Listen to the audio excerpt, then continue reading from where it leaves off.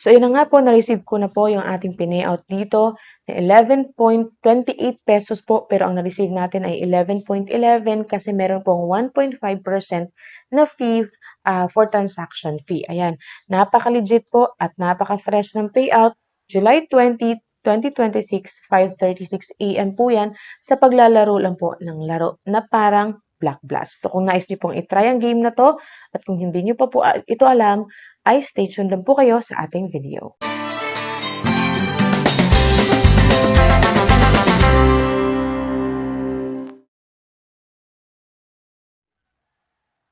Hello guys, so for this video ay update po tayo dito kay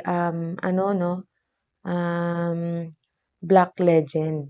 So sa hindi pa po nakakaalam kung ano ito si Black Legend.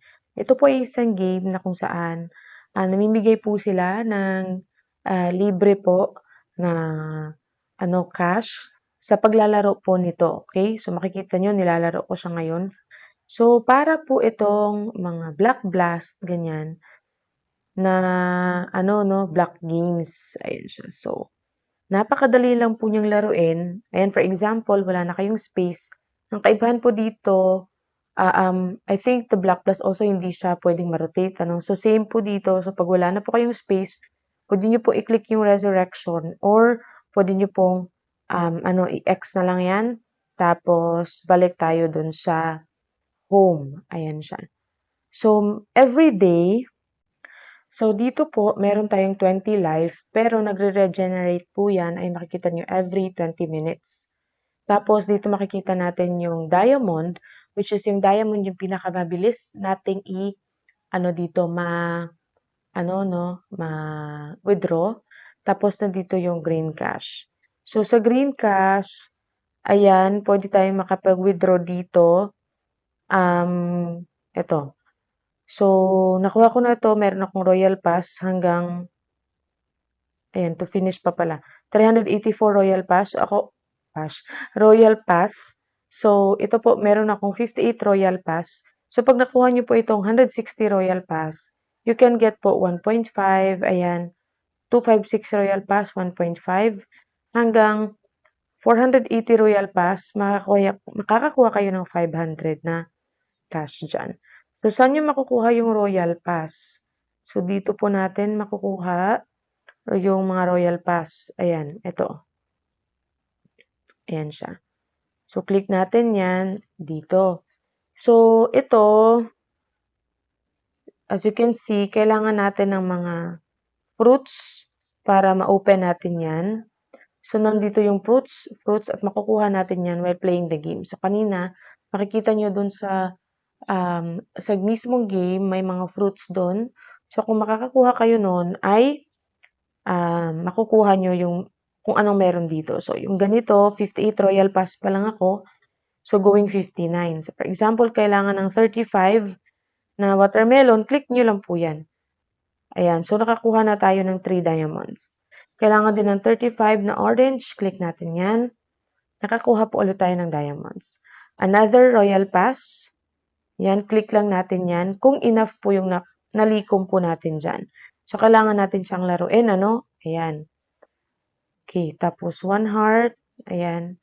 Tapos isang avocado, yan, green cash yung nakuha natin. At another na watermelon, 35. Bali, 30 yung nandyan. So, kailangan kong maglaro. So, ganun. So, balik tayo dito sa green cash. So, makikita nyo dito, 59 na po yung aking Royal Pass. Dito naman, sa diamond. So, dito sa diamond, we can get diamond sa Royal Pass, yung recent na pinakita ko. Pwede din tayong makakuha ng 80 ng diamond sa daily task and also inviting our friends. So, dito sa daily task, ayan, dito natin yan makukuha sa task. Ito, sa baba. Ayan. So, dito sa task, makakakuha tayo ng diamonds at saka yung parang lightning. Aside from that, sa taas, makakakuha din tayo ng diamonds at saka avocado. So, kailangan lang talaga natin na i-fulfill itong mga task dito. So, ganyan siya. Tapos, ito na, if you want to invite your friends, you can also click invite, pwede niyo po silang ma-invite.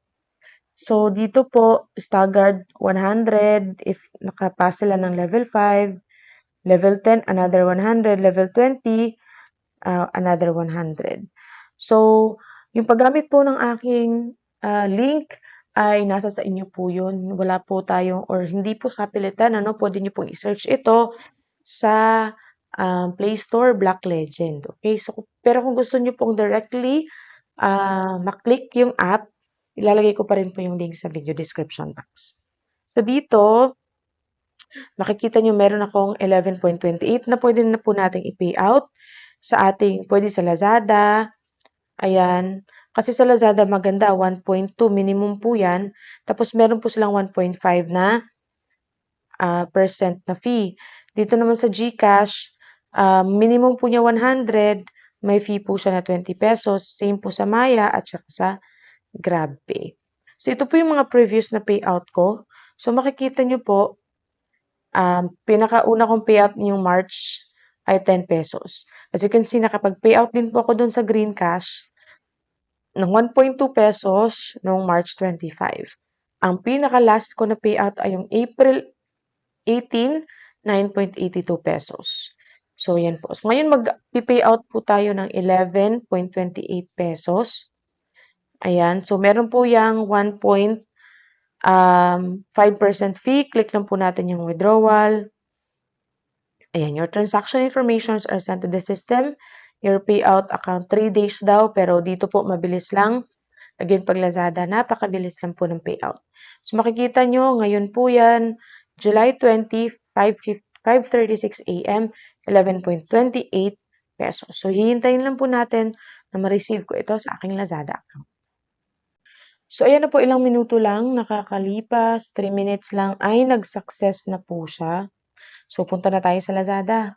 So, ayan na po, nandito na tayo at na-receive ko nga talaga ang ating pinayout dito, July 20, 5:36 a.m., 11.11 po yung dumating instead na 11.28 kasi nga meron pong 1.5% na fee na kinukuha po dito for transaction fee. Okay? So, ayan, napaka-legit po ng game.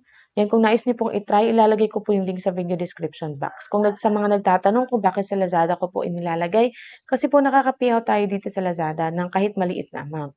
Tapos pwede nyo naman pong i-transfer sa inyong mga GCash, kaya po nang ginawa ko noong July 17.